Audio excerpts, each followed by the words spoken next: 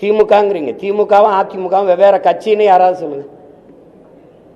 அது ரெண்டு வெவ்வேறு கட்சின்னா வேற சித்தாந்தம் கொண்டது. பாரதிய ஜனதா காங்கிரஸ் வெவ்வேறு கட்சி, வெவ்வேறு சித்தாந்தங்கள், வெவ்வேறு கோட்பாடு, வெவ்வேறு தத்துவத்தை கொண்ட கட்சி. யாராவது சொல்லு.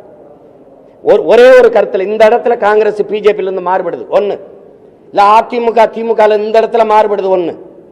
இப்ப ஆட்சியில் இருக்கிற திமுகவில், இப்ப இருக்கிற ஆட்சியில் இருக்கிற திமுக 10க்கு மேற்பட்டவர்கள் அதிமுக அமைச்சர்கள்.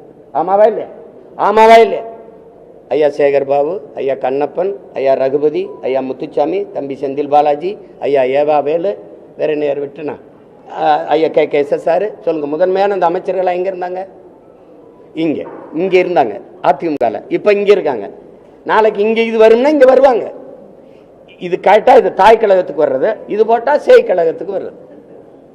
அப்போ இது சொர்ணாக்கா, திமுக ஒரு சொர்ணாக்கா, அப்புறம் இங்க இருந்து வருது ஒரு வர்ணாக்கா வருது, அப்புறம் இங்க வாசிது இல்லை, அப்புறம் சொர்ணாக்கா டைப் வரும்.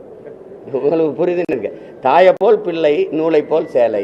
தாய் கொடுமைக்காரியா இருந்தா பிள்ளை அப்படியே கோகில வாணியா பிறந்துருமா என்ன?